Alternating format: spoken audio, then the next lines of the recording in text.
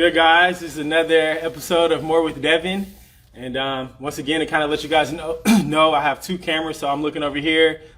So if you see me looking away from the camera, it's because we got two different phones going on at the same time. We're on Facebook as well as Instagram, Divine Fit Coach, if you don't follow me on Instagram. So today, our topic we're going to be talking about is workouts and training. And I'm gonna give some advice, some things that I've learned, from there, and then also answer some questions that people have submitted to the podcast. So we're going ahead and get this party started and get everything going. All right. So when it comes to training, what I want to talk about today is how to get the best results from your workout. Getting the best results from your workout.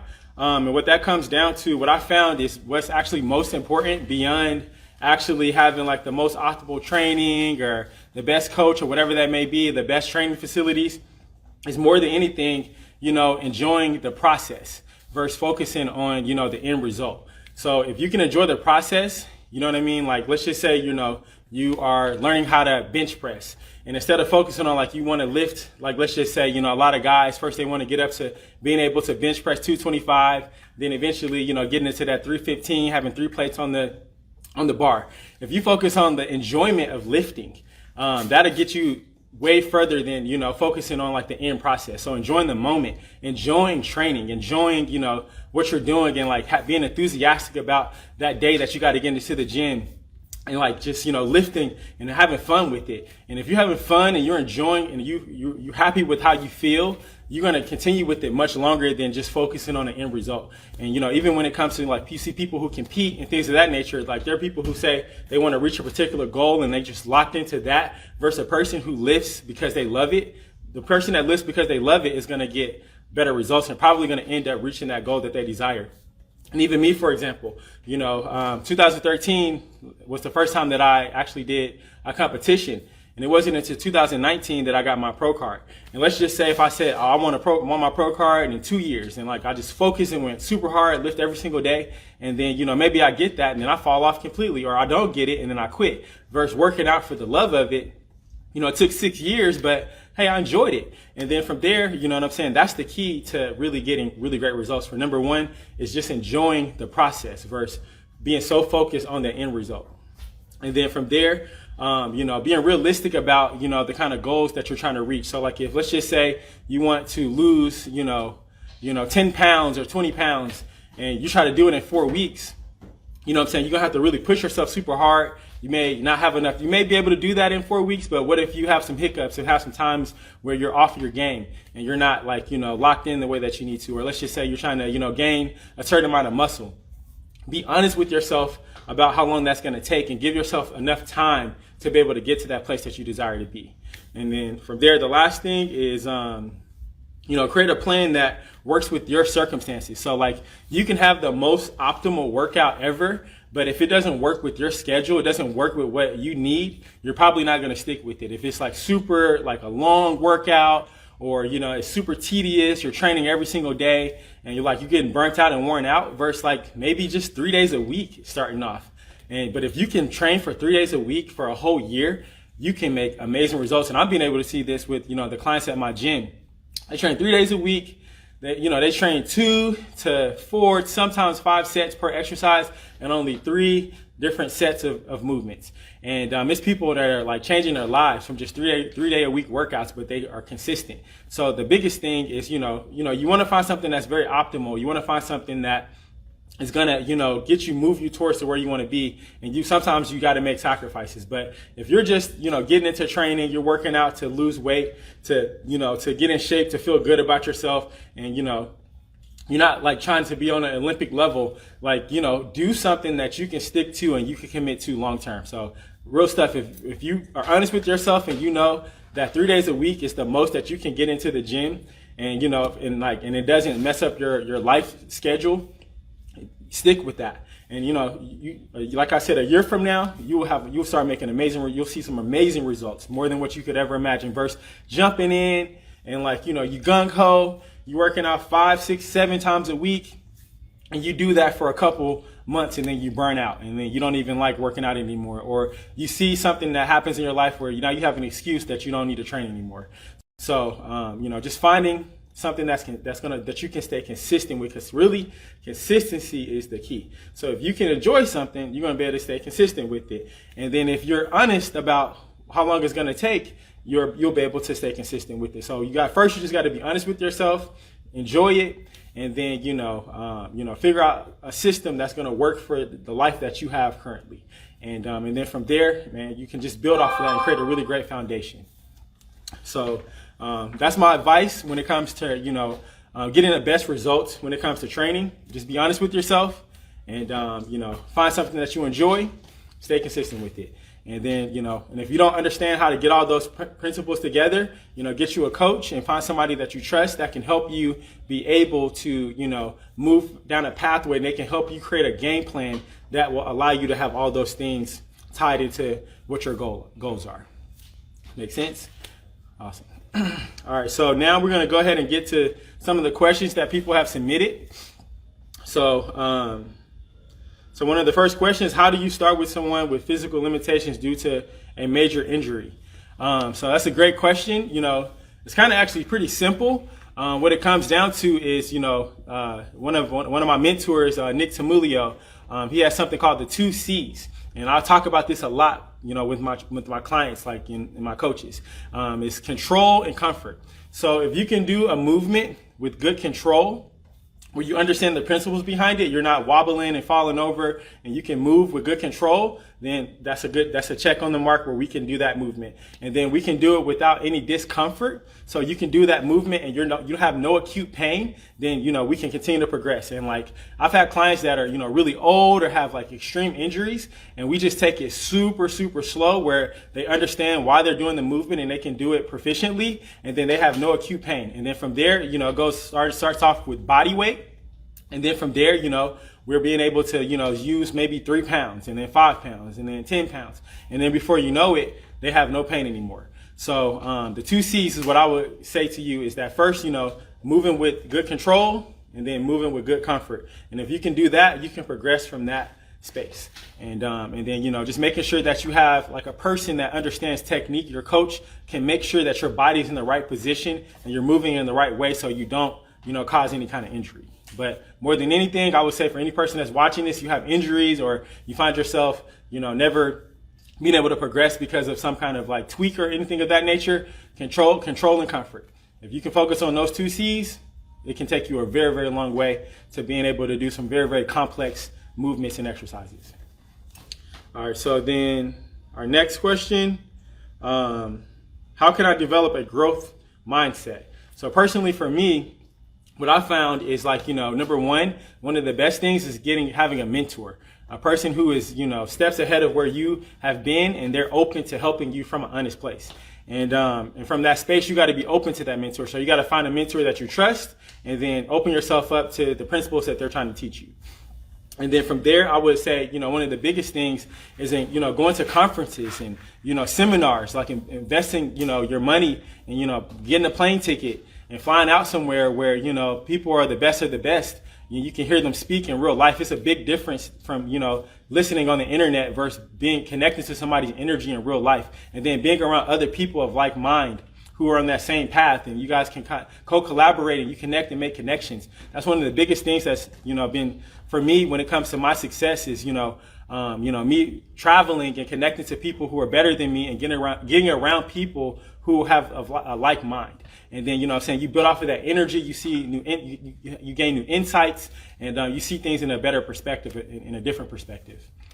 And then the last thing I would say is, really, reading books and, finding books that are rooted in, helping you be able to, see a bigger vision, and, that's rooted to the things that you're trying to do.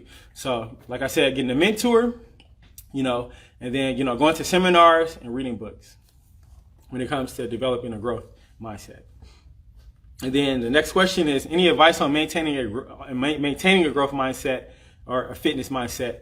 I would say the same way that, every day you got to take a bath, every day you got to brush your teeth to keep your teeth staying clean and keeping your body from stinking. It's the same thing you got to do. So, you got that mentor, you're going to seminars, reading books. It's got to be a consistent thing. It can't be something that you're locked into for a short amount of time and then you fall off. This has got to become a part, integrated in your life.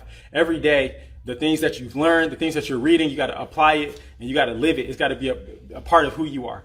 And so just like anything, if you want to stay consistent and you want to get better at it, you got to do it consistently. So that's what I would say.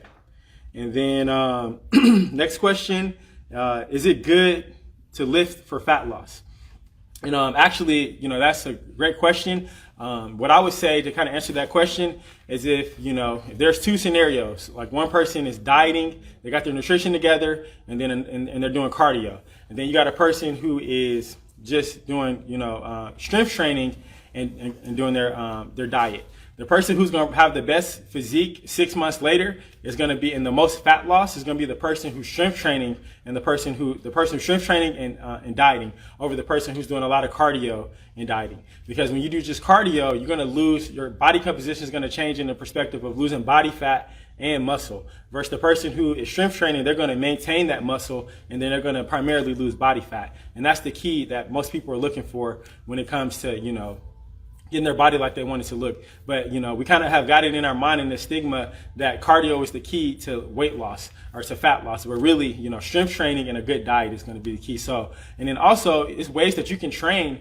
and, and really burn, a high amount of calories from resistance training, whether that's, doing supersets, complexes and combinations, things of that nature where you don't get a lot of rest. You can kind of use, strength training to build muscle, maintain your muscle, and be able to prioritize, calorie burning if that is your focus. So specifically, I would say, strength training is a really great way to, induce fat loss combined with having a good diet plan. And then our next question, how much weight should I use for strength training? So with this question, I think the first thing, before focusing on the weight, the first thing that needs to be focused on is making sure that you master your technique and you really understand how to lift with really good control and comfort. Because if you start lifting super heavy just immediately, that's a disaster for waiting to happen when it comes to all kinds of different injuries. And then the next level, you don't want to have practice bad form and you get really strong and then your ego makes you not want to lift that lighter weight and do it the right way. So first, get your technique really on point and make sure you're doing things the right way. And then I would say the next thing, don't focus on how strong other people are. Focus on, and trying to mimic what other people are doing. Focus on where you are and where you were and see that and progressively get stronger within yourself. And if but at the same time, it's not bad to, have inspiration and you see somebody lifting really heavy and that inspires you to want to, get to that level too. But don't get caught up in, seeing that person that's possibly been lifting for 10 years and you feel like you're weak because they're lifting so heavy. So focus on where you are and be patient with yourself, with your technique and with your progression. And like I said, even with that, so basically focusing on the process versus just focusing on the end result. Before you know it, a year goes by and then now you went from lifting 225s and now you hitting 315 on a deadlift or something like that. So, so focus on the process of yourself. And then the next thing is making sure that, something that I've just recently learned, this is a guy, knees over toes guy, that I've learned a lot from in reference to this is, really developing connective tissue. So, making sure your tendons, your ligaments, and your joints overall are really strong, because if you get really, really strong in your muscles, but then your joints, tendons, and ligaments are not strong, that's another disaster waiting to happen, where then now, you're injured, you got knee problems, you got shoulder problems. A lot of people, when they bench press, shoulder impingements, knees hurting when they're squatting, all kind of different things, hips all jacked up, and it's rooted in, their muscles being stronger than the connective tissue. So really working on that and making sure that you're getting a full range of motion and that there's a good correlation between the strength of your muscles and your connective tissue. So then you can really maximize and get strong as possible and be able to, stay injury free in the most optimal way. And then from there, once you got that stuff down packed, so focusing on technique, not ego lifting, and making sure your connective tissue is where it needs to be. Then from there, a good rep range for strength training is 1 to 5 reps, depending on what kind of day it is, whether you're lifting for power or lifting for, for strength. And, then also having some accessory movements in there to make sure everything is all cohesively set up the right way. And then focusing on like more compound movements versus isolation movements when you're trying to get strong. So like, squat, deadlifts, overhead press, bench press, things of that nature. And but I would say, once again, if you don't have understanding with that, it would be good to get a coach to make sure that you're getting a program that's going to be conducive to your success, short term and long term. And then our next question, it says, "Hi Devin, thank you for holding this excellent, informative series of live shows for every week. Will you please talk a little bit about the importance of eating before and after workouts and what positive and negative impacts it could bring to our body?" So, when it comes to all of that, it really depends on what your goals are and what you're trying to achieve when it comes to like the meal timing and how things should happen. But if we just get straight to the basics, the most important thing is, number one, like if let's just say, you're trying to lose weight and your maintenance calories are 2,500 calories where you don't lose or gain any weight. And let's just say, you need 180 grams of protein to optimize, your muscular retention or muscular growth.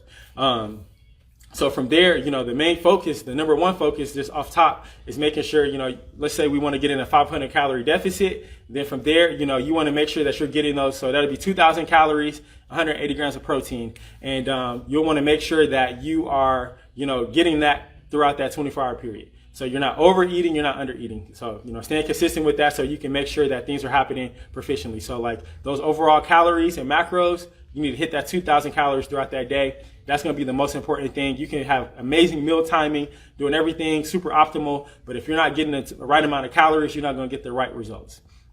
So then from there, the next thing will be, protein frequency. And, what the studies have shown is somewhere around like 20 to 30 grams of protein every 3 hours is going to be optimal for protein synthesis. And that's basically you being able to, develop muscle tissue from, taking that protein in. And protein synthesis starts to deviate somewhere around like where you're no longer in protein synthesis, I think at 6 hours, but what they're showing is that around 3 hours is going to be, most optimal for the most, muscle retention or growth. So I would say, having a protein rich meal every 3 hours is going to be the next thing. And then, when it comes to, eating and optimizing your food intake around your training, what I found is pre-workout, you want to make sure that you're really hydrated, and then you want to make sure that you got enough sodium in your body, because that is how your nerves and your muscles contract. And it's a very essential electrolyte. And when you work out, most of the time, if you're training rigorously, you're going to sweat, and sodium is going to be that main thing that gets reduced. And it's been shown that when you don't have enough sodium, you get cramps, as well as you're not going to be able to train at that optimal level and get that muscular output, as you would if you have the right amount of sodium in water. So making sure you got adequate sodium. So I'll say maybe like 30 ounces of water, probably like an hour, 2 hours before you work out, so you're nice and hydrated. A pinch of salt, whether that's you eating some hot sauce or putting some salt in your water for cellular hydration, whatever that is, adding salt to your food, making sure you got sodium, and then, like I said, that 20 grams of protein. And then if you're trying to optimize your training where you have a lot of energy and, where you can, really maximize your training, you want to get some kind of fast digesting carb, and that's going to be relative to, your weight and what your goals are. So, getting, drinking water, sodium, and then making sure that you have, a fast digesting carb, and then some kind of, protein source as well. And then post-workout is going to be really important to make sure that you consume, protein, at least, a couple hours after you have trained, because protein synthesis is at its highest after training. So you want to really, you want to really maximize, you tore that muscle down, you want to feed it with some good, nutrients in your body. So then, so that's pretty much actually the last question. So, really great talking to you guys again. I hope this brought some value to you guys, and don't hesitate to, reach out and ask questions so I can answer those questions for you guys. I would love to help you guys any way that I can. And everybody that's on here, I appreciate you guys' support. And next week, not next week, but on Sunday, we'll be talking about nutrition specifically. So I'll be talking about nutrition specifically, but if you have any kind of questions when it comes to mindset, nutrition, and fitness, I'll be here to answer those questions. All right, guys, as I always say, remember what the mind can conceive and believe, it can achieve. All right, peace, guys.